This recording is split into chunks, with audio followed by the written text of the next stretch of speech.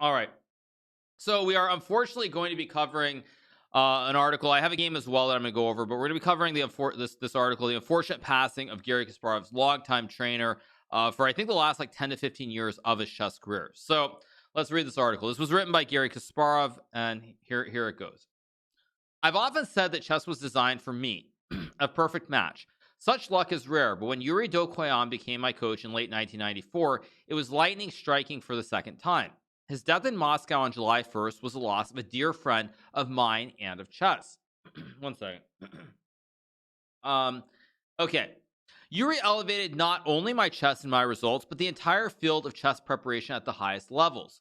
My opponents didn't only have to contend with me at the board, but with the fabled Kasparov-Dokhoian laboratory, well before elite players relied almost entirely on computer analysis. Chess-based Friedrich Friedel even nicknamed Yuri 5.32 after the latest version of the Fritz computer engine. Those of you guys who are relatively new to chess, you know about Leela, Stockfish, AlphaZero, all these new age computer programs. But in the early days, the most dominant chess program was this engine called Fritz. The first version of Fritz that I ever used was, I think, Fritz 4. There's Fritz 5.32 and many subsequent versions of it. So there's that. All right. By 1994, by 1994, with the Karpov Marathon in the past and the World Championship match was short over, I was in need of a new coach. Sergei Makarchev had put in 3 years, and only Alexander Sakharov remained from the early days. I honestly don't recall who recommended Yuri to me, but I am in their debt. We had a few sessions of the 1994 Olympiad in Moscow, and I knew he was the one.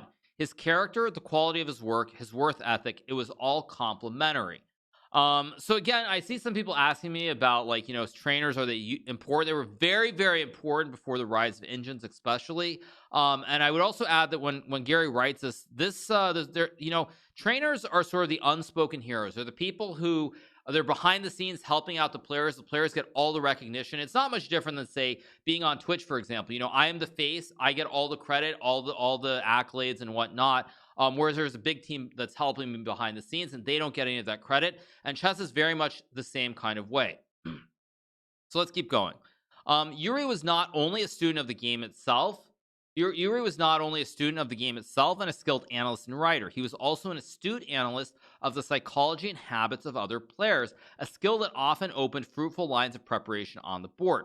People often joke that my database of preparation would be worth a fortune to any other elite player when I retired. But it would have been worth more to most of them to sit down with Yuri for a few hours to talk about their strengths and weaknesses, because he knew all of them. I could relate 100 anecdotes about Yuri's acumen, but I'll share an unusual one that comes to mind from 2003 when I played against the Fritz program on an X3D video board in New York City. I committed one of the worst blunders of my life to lose game 2 instantly. It was a simple tactic in a fine position unimaginable for me to miss. I was shaken, and after the game, Yuri put the position on the wooden board in our room and told me to look at it. Suddenly, it was clear. It had been a visual blunder, a symptom of playing on a virtual board wearing 3D glasses and not seeing the lines of the board the same way. Being a great coach in second isn't only a matter of chess. It's everything from a good sense of humor to enduring long walks in harsh weather. Yuri never complained despite the tremendous mental and physical demands of his new position. We established patterns I created from a disciplined life under the guidance of my mother, Anne Botvinnik. Working, walking, eating, talking, it was a true relationship. I spent more time with him than anyone else before my retirement in 2005.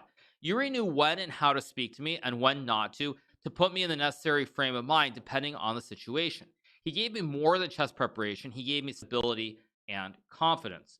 So let me keep scrolling. Okay.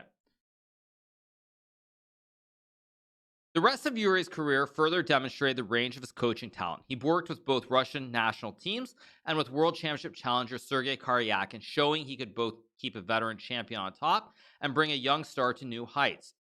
Yuri's death is a tragedy, all the more for being so premature, so unwarranted. You may call it inappropriate to say so in an memoriam, but my grief is clouded by fury at the circumstances of my friend's death at just 56 years old. When could it be more appropriate to rage at the cruelty of a dictatorship responsible for the needless deaths of hundreds of thousands? The Putin regime isn't only killing Ukrainians and Syrians, but is currently massacring countless Russians through its mendacity and incompetence. Each death is an opportunity to consider the promise of the years lost, what might have been achieved, what joys could have been and will never be. Such awareness should move us to learn and act. As Yuri often told me, even preparation that is never used serves a purpose. Our knowledge shapes us, shapes who we are in every circumstance. Yuri kept me on the cutting edge until the very last minute of my chess career. It is the quandary of the second that his contributions to theory and analysis will never be fully appreciated, but suffice to say they are immense. I have no insight into what comes after death, but I know that it will find Yuri Dokhoian well prepared. So here's a picture of him, and that's kind of the end of the article. We're gonna go over one of the games. I was very fortunate. I had a conversation with Mig, and he was able to provide me with with one of those games where Dokhoian really helped Garry win a very important game, and we'll get to that shortly. But I think what I want to say is that it's very well written, and I would say that it does really hit very close to home. Did I know him? I did not know him. I think in passing during some of the Olympiads, or just being courteous, I would say hi to that. I would say like hi to him. But I did not know him personally. But anyway, the one thing that's not said here, but to be clear, is that he did die from COVID-19. So that's the reason there is that little bit about it. He did die from it. So there were other articles that also confirmed that secondarily, and so of course it's very, very sad. But as I was saying, I think the thing is that there are a lot of unsung heroes in the world of chess, and I think when you're playing when you're playing in tournaments, as I said, the players get all the credit, but behind the scenes there are always people who are helping you out.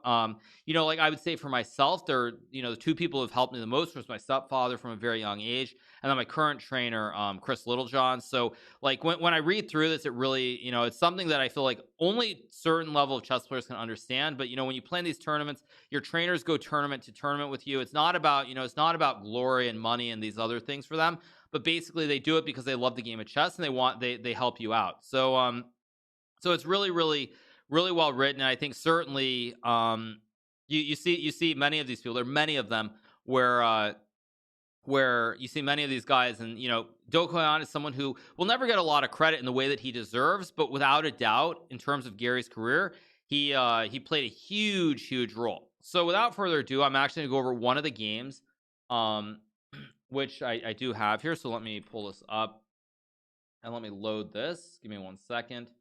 Let me pull it up. Just give me 1 second. Right.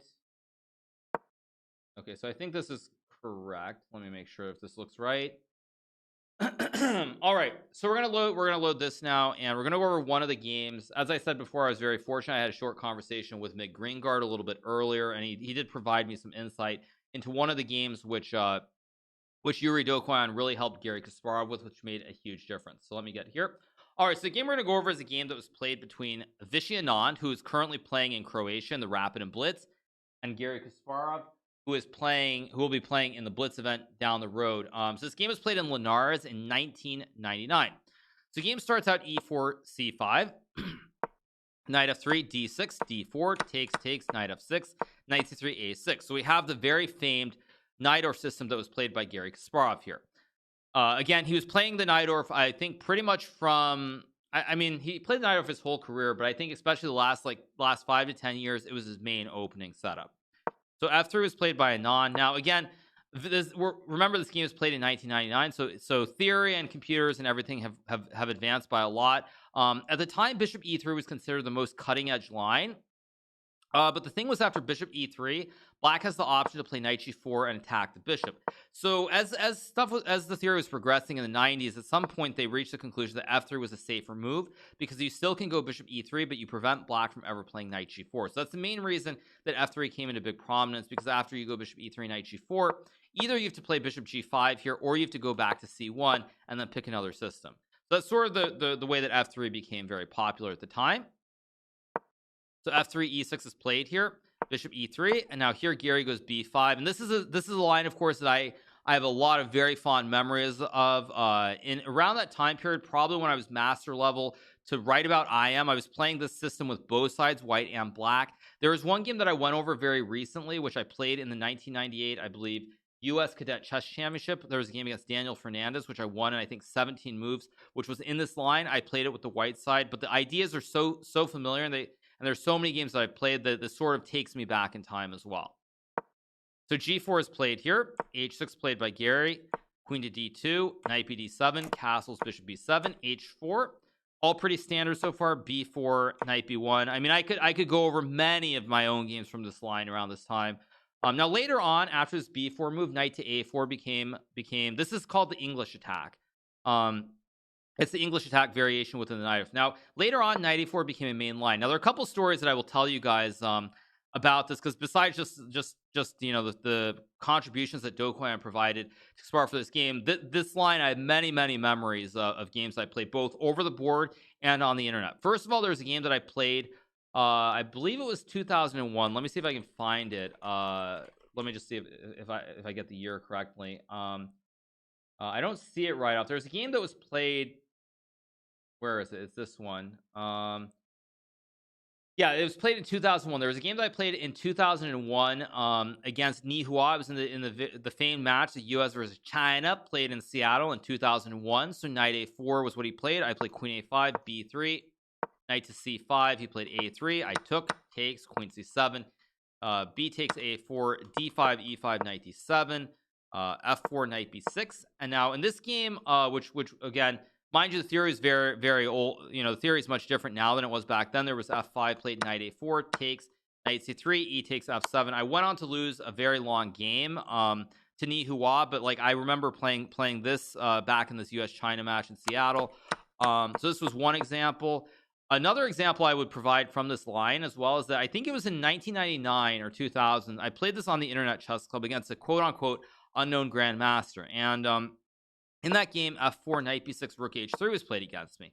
And I thought, you know, this is nothing special. It's just a random move, does nothing. Nowadays, it's the main variation within this line. And so I just played Knight takes A4. I believe that Bishop F2 was played. I believe Bishop F2 is what was played to cover the C file. I played Rook C8. And then my unknown opponent played pawn to C4 here. And after C4, I played pawn takes pawn. They went Queen C2 attacking the knight. Now, the great thing behind C4 is that basically black is trying to put a lot of pressure towards the white king. So after C4 takes Queen C2, you'll notice that I have a pawn here, but the file is actually closed. So I played Knight to B6 here. Played Knight takes E6. I took. Bishop takes B6, Queen B6, Queen G6, King E7, F5. And I went on to lose this game. I think in the game I played Bishop D5, Rook takes D5, and I resigned. But at the time I was unsure who this was. Now later on, it turned out that it was not Garry who I played this game against. It was Alexander Morozevich. But the reason that I remember this is because many years later, I heard that this whole line with Rook H3 and Knight A4, Bishop F2, Rook C8, C4 had been discovered, I believe, during this Linares tournament, when several of the players at that event had been analyzing together. This game that I'm showing you right now is a game that I played. I don't know. It was either Garry Kasparov or it was Alexander Morozevich. I don't know which one it was, but it was probably 98 or 99. It was an online game which I lost with a black piece. And I remember this because later on, I would go on to, during the World Youth Chess Festival, to study this line extensively, and I worked out all these different iterations after this Bishop F2 C4 line. Nowadays, it's not something that is commonly played. I think after Knight A4, Queen A5. More recently, after A3, they've come with like Rook C8 lines and different things. But it really is something that I studied and played a lot of in these years, like 1999 to 2001. All right. So anyway, in this game, Knight B1 was played by Anand. Pawn to D5 is played here. Bishop H3 played, and now here G5 was played by Garry Kasparov. Now again, to show you guys how much I played this line back in the day, I remember that. In 2001, I played in the New York Masters. It was a Game 30 event at the Marshall Chess Club. And in that event, I had this position with the white pieces. And my opponent was Evgeny Nair, a very strong Russian grandmaster. And he played pawn takes pawn, G5. I believe he took, and then he played pawn takes pawn, F3. Now, in that game, I went on to play pawn takes knight. He played knight takes pawn. I would go on to lose this game. Unfortunately, he was a grandmaster. I was only an international master at the time. But this was another game that I had in this line. Now, the interesting thing as I look through this is that nowadays the computer actually says that G takes F6 is the correct move. When I was growing up and I was studying this line, the computer said that G6 was the best move, not G takes F6. So it's kind of interesting now to see the way the computer actually says G takes f6 is the best move. Whereas 20 years ago, the computer said g6 was the best move. So, all right, let's keep going. So bishop h3, g5 is played here. Now, the idea behind g5 that black does is white's put this bishop on this powerful diagonal. So white really would like to push this pawn and attack this black structure, specifically to attack at the base. So, for example, say you play a random move like knight b6, g5, knight d7. White can go pawn to g6 and chop the structure. You hit the structure at the base, you weaken this base pawn here, and when you weaken the base, all three of these pawns will collapse one after the other. So that's the main idea behind bishop h3. Now, again, this is about a game that Yuri Dokhoian, the trainer of Garry Kasparov, really helped him with. So all of these moves that were played were ideas that I think Dokhoian came up with mostly on his own and using the computers, which at the time were good, but nowhere near the level that they're at today.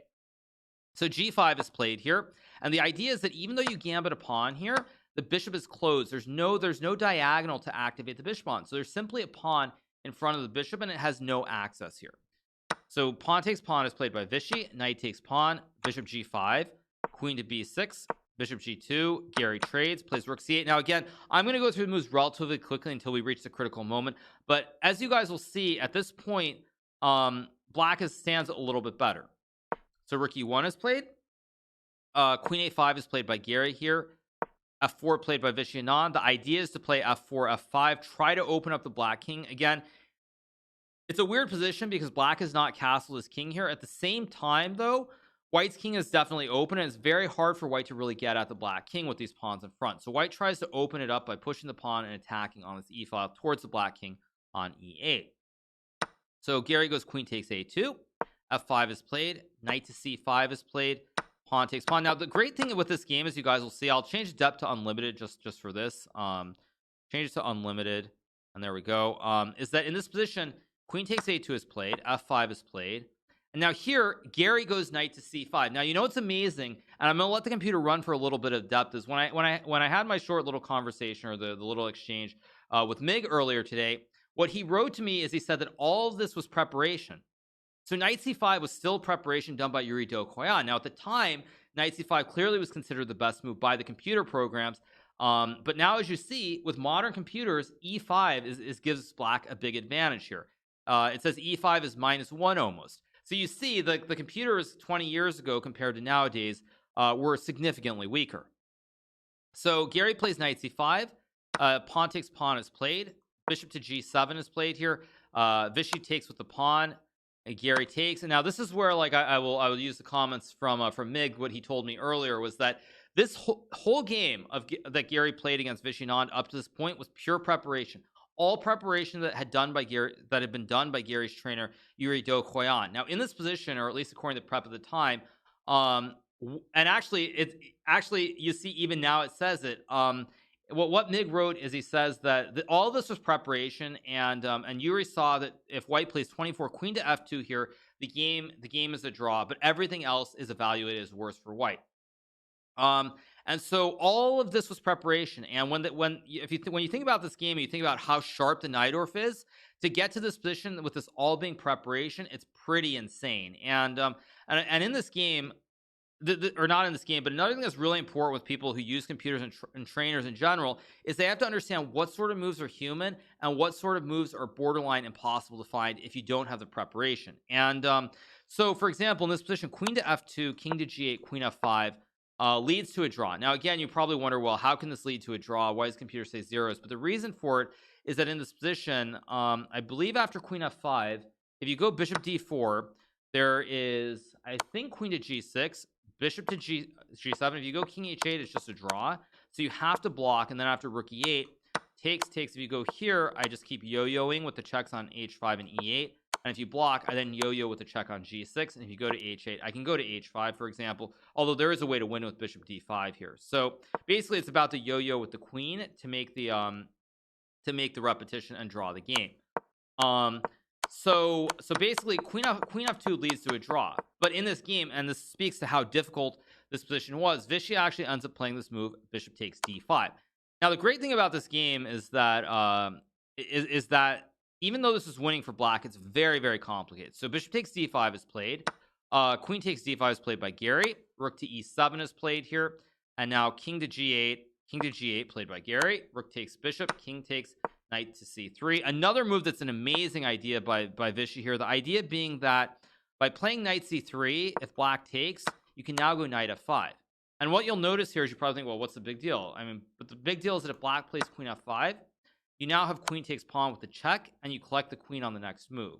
So black's going to lose the queen here. Whereas if we go back to this position and you play knight f5 here, black can go queen takes knight. And now if you take the queen, I have knight to b3 with the fork, and I'm going to win your queen on d2. And if you go queen to d4 check, I very quietly go king g8. You take my queen, and it's the same problem. I have knight to b3 check with the fork of the king and the queen.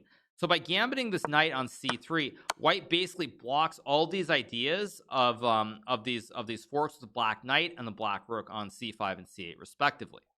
So it's very, very complicated. And yes, I see you guys are saying it's dank. It definitely is dank. But again, Yuri Dokhoian was a very, very prominent chess trainer. I think like trying to go through a game and not give some of these long lines is really doing a little bit of a disservice.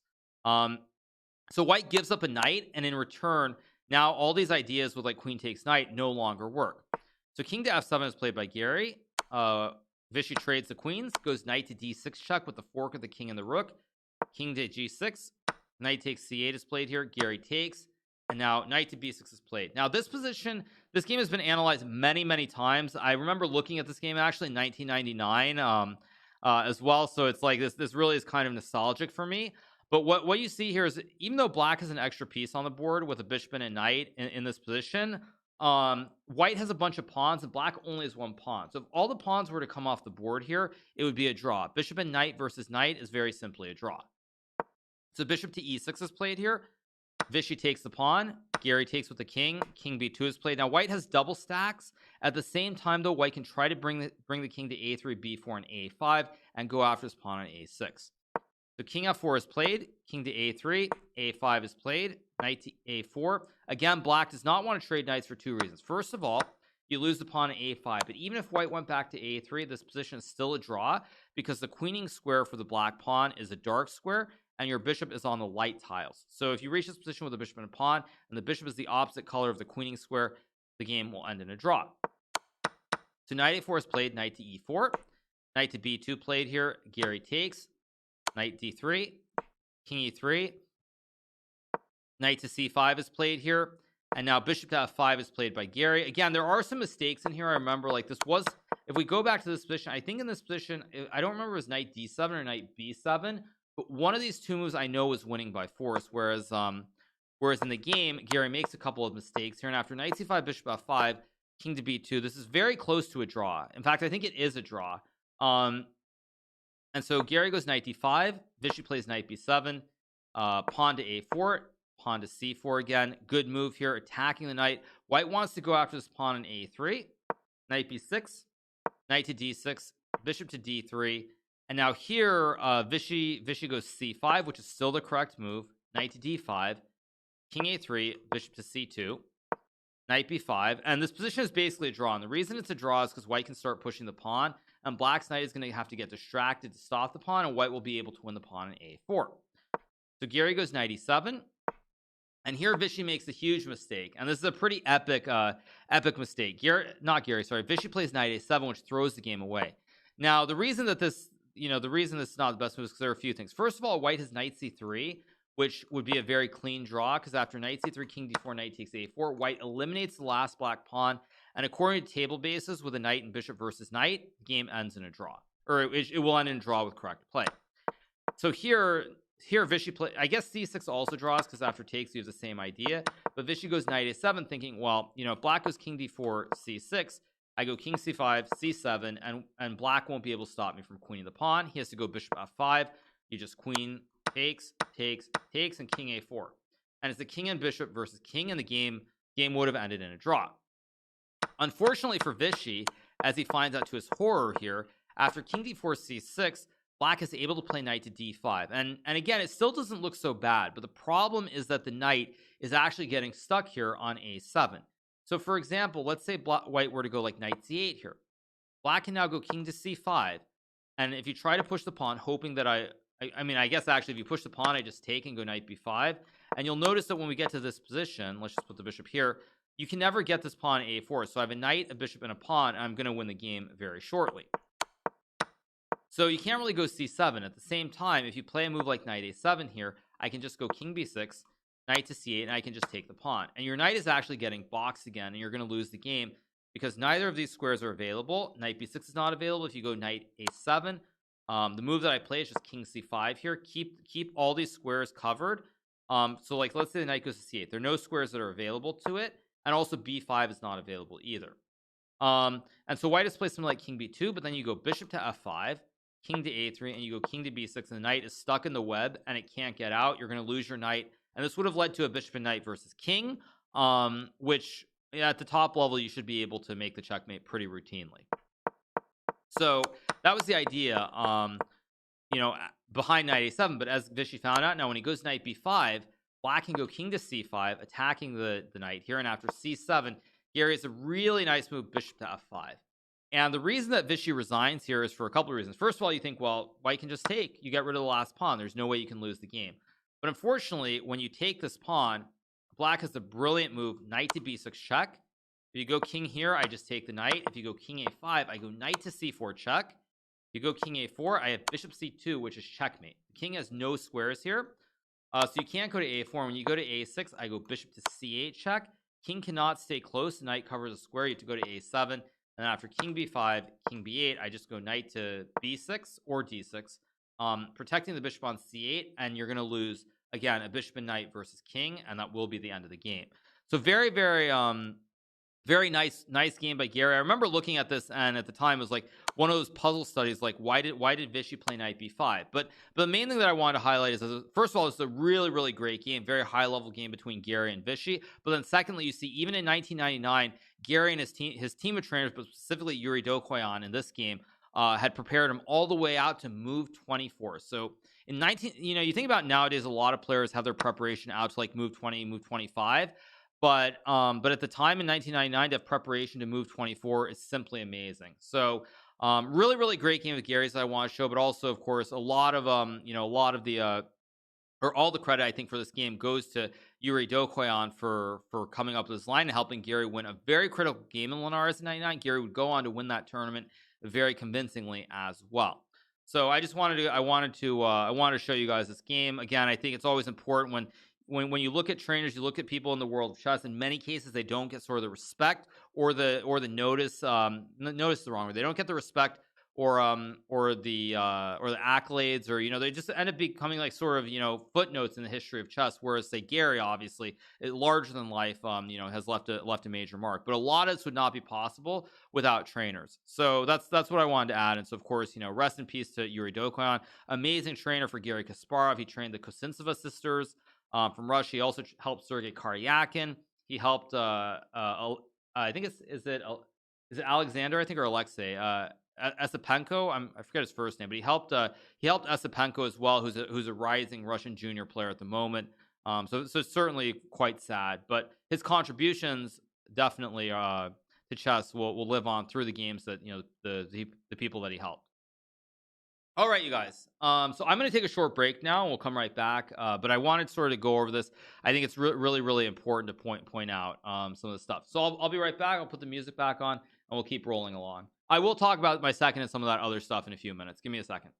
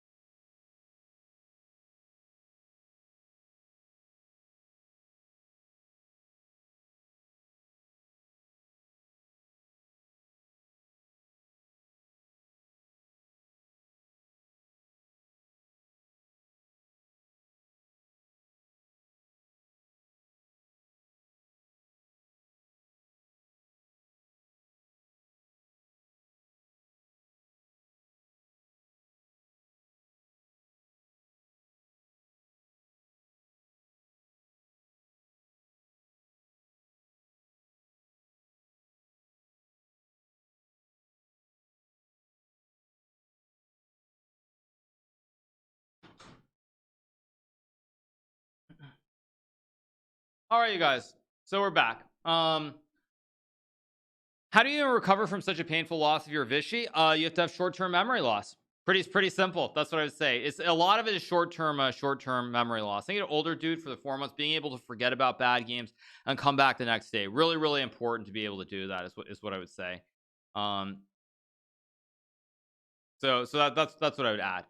Talk about my trainer. In which part? I guess what I would say is, again, like I've worked with several people over the years.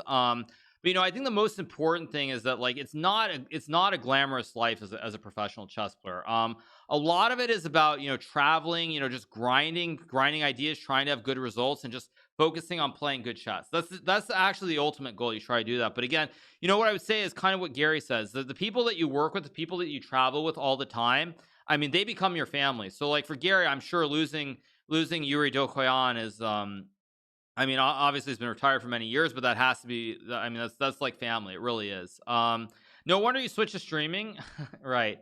You guys want me to go over a game that helped me win? Okay. All right. Let's do story time. Okay.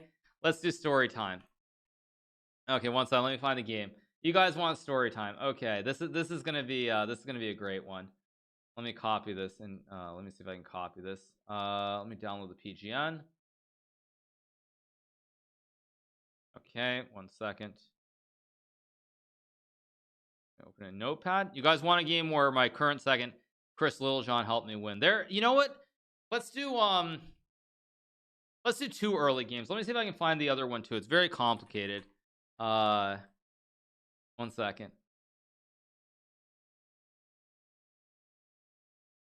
1 second. Let me see if I can find it. Does that game exist or not?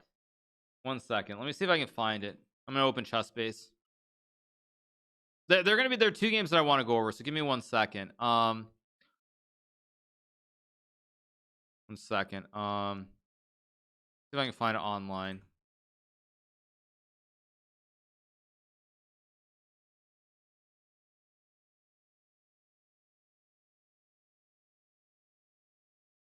They really only have games from 2000.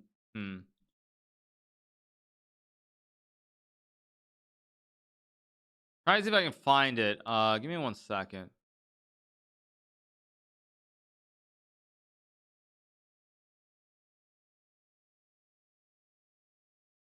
Okay, I think, is it here? Wait, here it is. Or is this it? Yes, here we go. Okay, let me 1 second. Let me copy this. Give me 1 second. All right. Wait, no, this is wrong.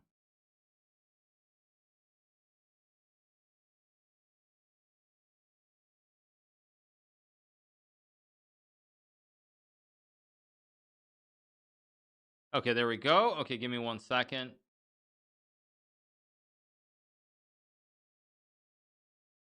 Okay, let me reload the page.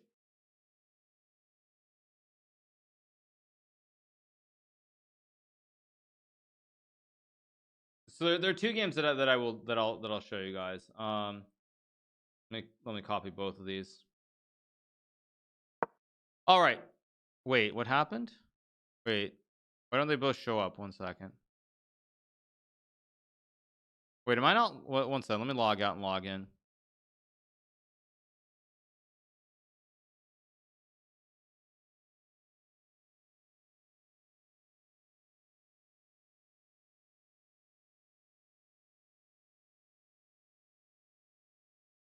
Wait, did I just close it? 1 second. Shoot.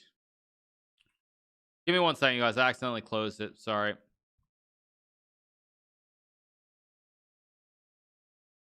I should be able to show all the games, so that's what it's about. Just give me 1 second.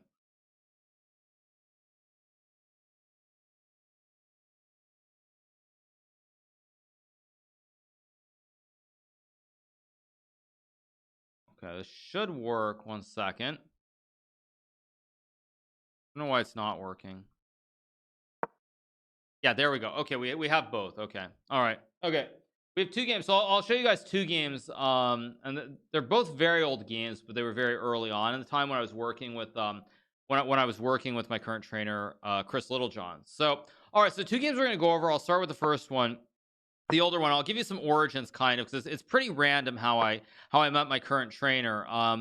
But my current trainer, Chris Littlejohn, I first started working with him, I want to say around 2004, 2005. And the way we met actually was we had a mutual friend who I knew through the Internet Chess Club, which was the site where I originally started playing chess online. And so we had a mutual friend, and at some point he introduced me to my current trainer, and we were just talking, and I think there was an early tournament, maybe it was 2004, 2000, actually it was 2005, where I was playing in Armenia, and I just off the cuff been shooting ideas, shooting the breeze with him about different openings, things I could play. And the first game I'm going to show you was from the first tournament that he ever helped me at. Now again, this was long distance, of course, because I played a tournament in Stepanakert in Nagorno-Karabakh, which at that time was a part of Armenia. I believe currently is part of Azerbaijan. This tournament that I played in was never actually rated for rating purposes. If it had been rated, my rating would be at least 5 or 6 points higher. Same goes for Levon, who actually won the event, Levon Aronian. But anyway, the point was that he helped me, and I remember it was so ridiculous because basically the way it worked is the internet was so shaky. It was like very shaky, and so I would basically say, I'm playing this opponent the next day. Can you maybe send me a file on what they're going to play? And so this tournament in Stepanakert was the first tournament that he ever helped me at. So it started with d4, d5. Now this game was played against Alexei Dreyev, a very strong Russian grandmaster who's written many, I wouldn't say books, but he's written many maybe I would say books or courses or things on the semi-Slav. So he played the Slav against me. Play knight c3, knight f6, knight f3, e6 is played here, and in this game I played bishop g5. H6 was played here. Now this, of course, black can take on c4 and play the Botvinnik semi-Slav, but h6 is played. I go bishop h4. He takes on c4. I play pawn to e4, g5, bishop g3, b5. Now all of this is pretty standard. Nothing too crazy so far. But I go bishop e2, bishop b7, and now I played h4. Now at the time, I remember this very well because at the time the line that I normally played here was I played this line with e5, knight d5, and knight to d2. Now this line I think is maybe playable these days. I think it's considered kind of dubious, but my second, Chris Littlejohn, he suggested I play h4. So I played h4, g4, knight to e5 is played, knight b to d7, knight takes g4 is played, rook g8. I castle kingside. Again, very imbalanced position. Black is an active rook. There's potentially some threats with the rook and the bishop. Additionally, at some moment, black wants to play c5 or b4 and really attack white in the center of the board. So I go, so I castle. So Alexei plays b4. I go knight a4, takes, and I play bishop takes c4. Alexei plays queen a5, and I go rook c1. Now again, I'm not going to get too deep into the weeds of this exact game because it's a very, very complex game, and there's a lot that I could say about it. But just so you have some idea of an early game. So castles is played here. So I go bishop to h2, bishop to d6. I play bishop d3. He takes. I take with the knight. The idea, basically, I remove the knight, so there are never any threats. Like, for example, here there might be problems with queen h5, hitting the knight on g4 and the pawn on h4 potentially. So I go bishop d3. Takes. I play knight takes h2 here. Now this is a little bit shaky because at the same time, if black can get c5 in and activate the bishop and the rook, it could be really bad for me. Instead, knight df6 is played here. I go bishop takes e4, knight takes e4. I play knight to c5, and this is a very, very deep conceptual idea. So one of the reasons that I don't really think that players who are below probably strong intermediate, maybe 2000 level play the semi-Slavs is because there are many variations within the semi-Slav, whether it's with bishop g5 or even positions like I mean, obviously you go knight d7 first, but even if you play these Moran positions like bishop d3, bishop b7, where black doesn't get the c5 move in, the bishop is very, very bad on b7. So say white can get some position like this and grip the c5 square. This is very, very bad positionally because your bishop is behind the pawn on c6. So that's why I don't recommend playing it. And in this game, once I get knight c5, what you'll notice is that with black not being able to push the pawn, this is just a big pawn on b7 behind the pawn on c6. So he trades, I take back, and here he takes a pawn on a2. I go b3, and again, black is temporarily up a pawn, but you'll notice the bishop is very bad here on b7. You cannot free it with c5, so even if it gets to like a6 here, it still is not getting in the game. It still is on a pretty empty diagonal. And meanwhile, my knight can jump to like g4 and h6. Maybe it can go to e5, hit f7 or c6. There are a lot of things I can do with my knight, whereas the bishop is just very, very bad. So he goes queen b2. I play knight f3, rook g4, rook c2, rook takes pawn, takes, queen h5. And again, the rest of this game, I don't think I really need to go through or, comment on that deeply. But the main point is that what white wants to do here is just take this h pawn, run the h pawn down the board, and meanwhile prevent black from being able to create a queen. So queen d3, rook c4 takes, rook c1, king b8 is played here. I just take, queen b2, queen f4, classic right triangle, hits the king. It also hits the pawn on b4 here, so I can capture. Additionally, the queen also guards the rook on c1, so it's just oops. So basically, the queen hits the king. It guards the rook. It also helps me take b4, and everything is basically just winning here. So it's just a classic right triangle, and the game is more or less over. So e5 is played. I take with the rook. Again, black cannot take my rook on c1 because the queen guards it. The rook on b4 also guarded by my queen. And if black captures my queen, I just capture his queen, which is what happens. I take. And now with 2 rooks and a bunch of outside pawns here, this is a pretty clean technical win. So king c7, rook c4, f3, rook f4 here. Not a lot to go through. I just take. I take the pawn. I have 2 rooks and 2 pawns here against a rook, a bishop, and a pawn. So it's pretty cleanly winning. So bishop c4. f3, king e5, h5, just run that h-pawn, h6, h7, rook b to b7. Again, rook's on the 7th guarding the pawn, and now I can just march the king up and eventually win the game.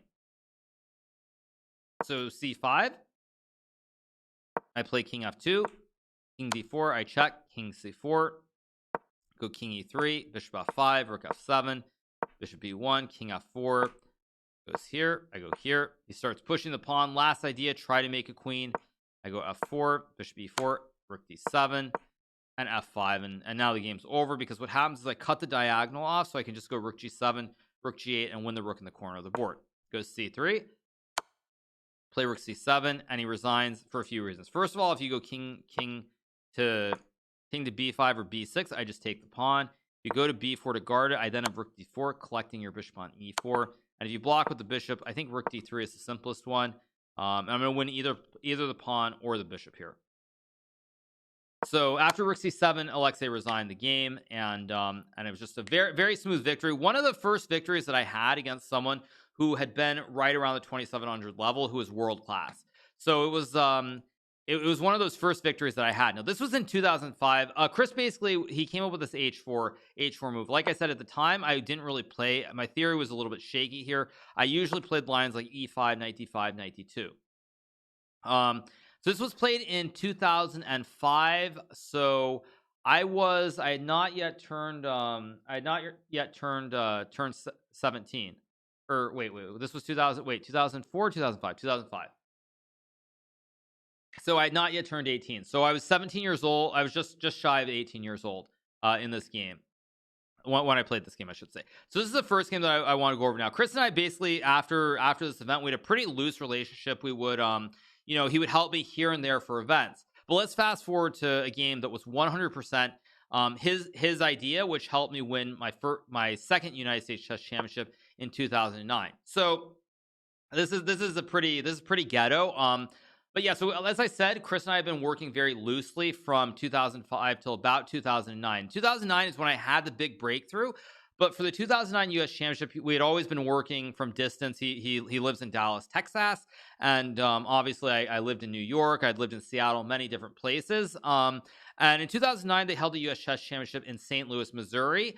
It was the first time that Rex and Jeannie Sinkfield had started hosting the events, and it was a very prestigious event.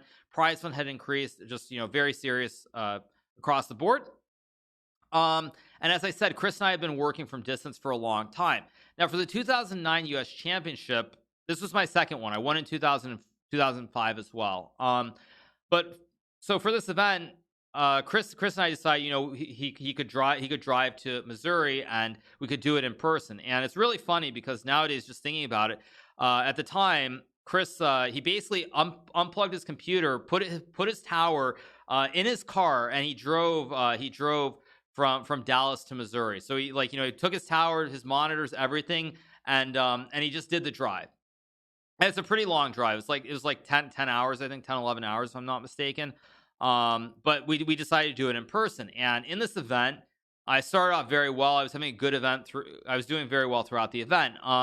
Now towards the event there was another player, a rising star by the name of Robert Hess, who also was keeping pace with me. So to sort of set the situation, this was going into the final round of the event. I had the white pieces against Joshua Friedel.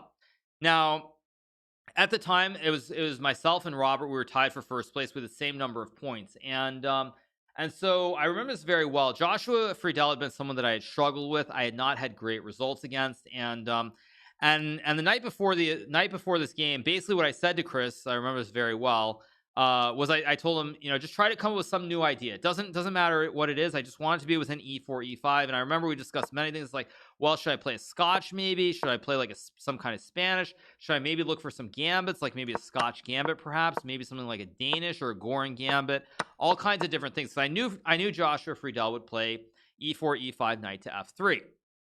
And I remember this very well because I think if I'm not mistaken, was in a very, very bad mood. I think I was in a very bad mood that night because I believe that was game 7 of the I think it was the conference final championship between the Vancouver Canucks and the Chicago Blackhawks. And I think the Blackhawks won that game by some crazy score. Like it was something like 7-4.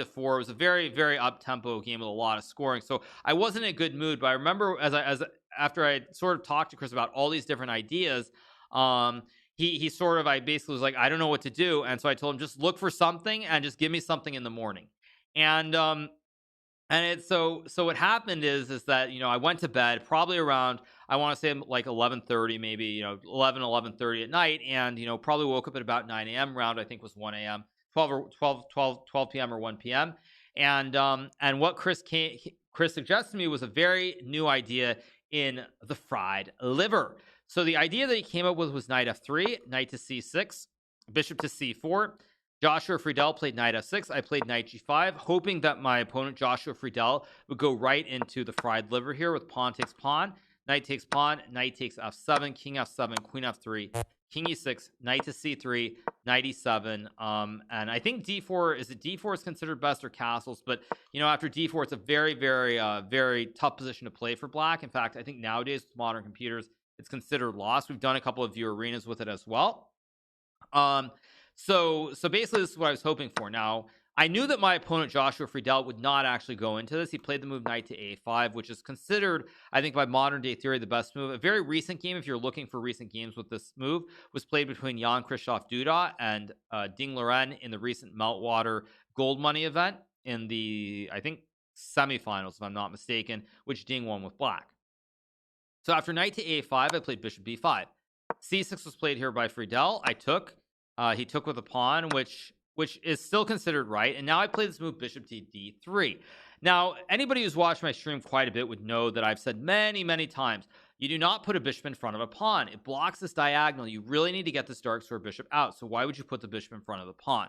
That being said, white is currently up a pawn, so black has to develop very, very fast in order to not be worse. Wesley recommends that it's a nice system. Yeah, Wesley suggests that like 12 years after I was playing it. Anyway, nowadays, of course, there are many ways for black to neutralize this. Garry Kasparov had a game against Nigel Short with knight d5, knight f3, knight f4, for example. There are many different ways to play this. Now, at the time, it's not like this was a novelty. This was not a novelty, but I believe, if I remember correctly, I think it had only been played a handful of times. Now, one of the people who had played it like once or twice was none other than Alexander Morozevich, who I mentioned earlier. And I think that he was the inspiration for this line. But nonetheless, the fact that Chris was able to come up with this idea overnight, something that completely took my opponent aback and by surprise, speaks a lot to how good he is at finding ideas. Nowadays, like I said, bishop d3 nowadays I don't think is considered a great move, but at the time it was not known. Nowadays with modern theory, it's a move that everyone who plays the system knows by heart. They know that they have their system with like knight d5, for example. I think knight d5 is generally considered best in this position. There also are, I think there's some line with like bishop h6 and some There's some h6 line, like something with this, and some early f5 as well. But there are a lot of very complicated lines. But at the time, it was not a very well-known system, and there were only a handful of games with it. And due to that fact, after I played bishop to d3 here, my opponent, Josh Friedel, was completely taken by surprise, and he reacted very poorly to this move. He now played bishop to e7 here. I played knight to c3. He castled. I castled. And again, I don't remember what my files were at this point, so long ago. But I know that around this point, when he played the move rook b8, this was a big surprise. And as you'll see, this shows just how fast theory progresses and how much better we've become at understanding the game. Because you'll see that after rook b8, white is already much better. The computer says white is up by 1.4, so it's a big advantage here. And basically the reason that is that what we've learned now is that black, by gambiting the pawn, has to be very aggressive here and play things like knight d5, maybe play for f5 e4, and you can't just sit back and develop, because when you sit back and develop, you're down the pawn, and in the long run, I will be able to move this bishop, push the pawn, finish my development, and be much better. So Josh plays rook b8 here. I play pawn to h3 with the idea of stopping bishop to g4 or knight to g4 here. He plays pawn to c5. And a logical idea here, basically trying to activate the bishop on the long diagonal. Again, it's a different opening than the game that I showed before against Alexei Dreyev, but it's the same thing where it's like you have to figure out where this bishop is best placed. And on this diagonal makes a lot of sense. So he goes c5. So I play pawn to b3 to stop this pawn push to c4. And now here Josh gets a little bit too extravagant, and he plays this move rook to b4. I suspect that at the time during this game, Josh already was probably feeling very uncomfortable with his position. Black is down a pawn, but more importantly, this bishop is really good on d3. The knight on g5 is really well placed. So like knight d5 is not a move, because I can just take on h7, for example. And also, if you try to kick the knight, I go back to f3, and your pawn on e5 is under a lot of pressure too. Combine that with the third plan that I can go like rook e1 and bishop b2 and line up the double ops on d3 and b2 towards the black king on g8, also plays a huge role. So rook to b4 is played here played by Josh. I go rook to e1, logical move, attacking the pawn on e5. Well, I'll tell you why I think Josh played rook b4. I'll tell you why he did it. I think the reason he did it was he wasn't feeling very comfortable, but also I think he thought that he needed to be like hyper aggressive and swing the rook and like get some huge attacks. So say I go like bishop a3, rook h4, maybe there's some knight h5, knight f4, maybe there's some sacks lurking, but it also guards h7 as well. So I think the idea is I think here is to try to be very aggressive. So after rook b4, I play rook to e1, targeting the pawn on e5. He goes bishop b7 here, again hoping that he can create some threats towards my king with the bishop. Now again, white's up a pawn, but you still do have to be careful, because if you don't finish the development here, you still have 3 pieces on their original squares in the rook on a1, the bishop on c1, and the queen on d1 here. So here I play bishop to a3, attacking the rook. Josh goes rook f4, and now I play g3, a very good move here, basically asking my opponent, where is this rook going? You're kind of just moving this rook all over the board. Doesn't look like it's doing much. So he goes rook to d4. And now I played knight to f3, a very important move here, because it forks the rook and the pawn. And if black trades again, I'm very happy here, because once again, I'm up a pawn. And not only am I up a pawn, but my king is very safe, and black has weak pawns on c5 and e5 here. So therefore, Josh here in this position just gambles. He plays rook takes d3, because he doesn't really want to give this bishop. The only hope is to maybe line up some kind of battery and get a checkmate. So he plays rook takes d3. I take with a pawn. He takes back, and now I go knight takes e5. Logical move. Queen f5, hoping to take and make a checkmate on h1 here. I go pawn to g4. Goes queen f4, and now I play pawn to d4. The last really important move of the game, because what it does is now I threaten to go bishop c1 and trap the queen. Maybe not trap the queen, because he can still take, but force queens off the board. And due to the fact that I'm ahead a rook for a bishop, combined with the fact that I'm up a pawn here currently as well, means that it's impossible to overcome. So I go d4. Josh goes rook d8. And now here I played queen to e2. Another very good move, covering the squares for the queen to go to. Black cannot take with the pawn, because I go bishop takes e7, winning the rook potentially. So Josh plays rook takes d4 here. And now I go the very quiet move, bishop to c1 here. And in this position, Josh Friedel resigned, because the queen cannot go anywhere. It's completely trapped. All the squares are covered. f3 is covered by the knight. f5 is covered by the pawn. e4 is covered by the knight. So these 3 squares are gone. e5 I just take, and if you go on the diagonal, I capture the queen. So black is gonna have to give up the rook or the queen here in order to avoid well, not to, in order to avoid anything, but to sort of slow down the inevitable. But Josh resigns here because he would lose too much material. So with this win, this gave me the lead, and Robert was playing a game. I forget who he played in the last round, but Robert would not go on to. Robert would end up drawing his final game, I believe, in the event, and this helped me win the U.S. Championship in 2009. It was my second U.S. Championship, but very, very important that Chris came up with this idea because it was a very smooth game. And as I said at the time, I'd had a lot of problems playing against Josh. He was a very solid player, very aggressive style. And I remember even prior to this game, there were a lot of people who thought, well, Hikaru's done badly against Josh. It's going to be difficult for him to win the game. And with this preparation, I won a very smooth game, and with it, the title of the 2009 U.S. champion.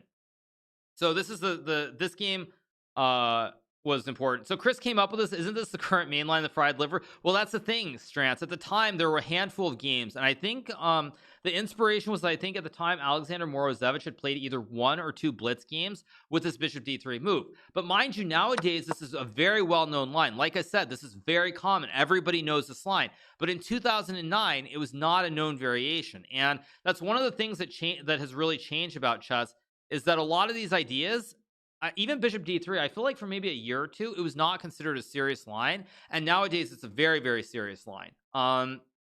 So yeah, that's what I would say, is that you see these sorts of ideas at the time is a great idea. I think it would have been playable for another year or two.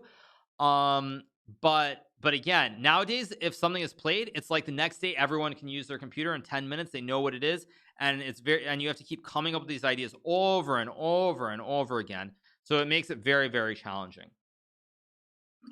So that's what I would add. But this bishop d3 move was Chris's idea. I had never played. I think at the time I didn't even play the Italian really.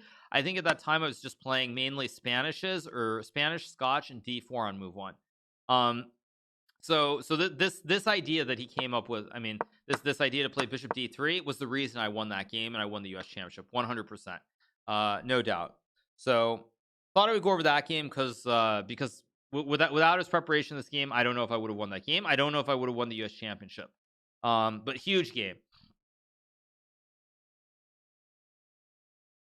So yeah, this was a great idea, and that was one of the things they really helped me with. And again, what I would say about this is a lot of people are unaware of that. Like, a lot of people just think of this as a main line, but many people forget that really the first 2 people to play this line, the first people of prominence, were Alexander Morozevich and myself. And so once again, Chris will never get any credit for this. In fact, if I didn't even tell the story, no one would know. So that's the thing, is like when you come back to the stories about trainers, you see like the work they put in, the ideas they come up with. It's very they're very much unsung heroes. It's like everyone's gonna give me the credit because I played the game, but the people behind the scenes who help play an integral role for all the players at the top, and it makes a huge difference. So that's what I would add. If I hadn't asked Hikaru, I wouldn't have told the story. In a way, that's true. Yeah. So yeah, that's this game was very memorable. It was very, very important. Doesn't h6 give black an advantage here? I don't know the current state of theory on all of this, but I know it's very sharp. Knight d5 is line, h6 is a move, but it's very complicated. So now, can I get Morgan Freeman to retell that story for extra dramatic effect? Right. True. That's a good one. But yeah, that's simply what I would say, is that as you see, trainers play a huge role, and it makes a world of difference. Even though they'll never get the credit for it. They'll never get the credit for any of the things that they come up with. The player always gets the credit at the end of the day. So that's what I would say about this. About my trainer Chris. Got it. Don't give Hikaru any credit. Yeah, I mean, it's a funny world, but I mean, trainers get paid, but again, it's chess. Like, it's not the same thing. So yeah, that's what I would say. So you guys asked, did Sunil play any role after I became a super GM? No, he did not. I can't think of a specific game that Sunil basically helped me with. Chris is still my trainer. Yeah, we still talk all the time. He still helps me with the Meltwater events. So yeah, we talk all the time. I mean, he's like family to me. So that's what I would say. Yeah, my stepfather helped me get to about master level. After that, it was up to probably about 2450, 2500. I think it was my own. Beyond that, it was with Chris mostly. Maybe it was higher than 25. Maybe it was closer to 26. But most of it was on my own, for about like 2300 to 2600 ish, and then Chris came along, and I mean, we had a short period when we didn't work together, probably 2013 to 14. But otherwise, other than that 1 year, it's been pretty much nonstop since 2009, pretty much, or 2005, I should say. So that's what I would say. Anyway, yeah. So thought I would go over that.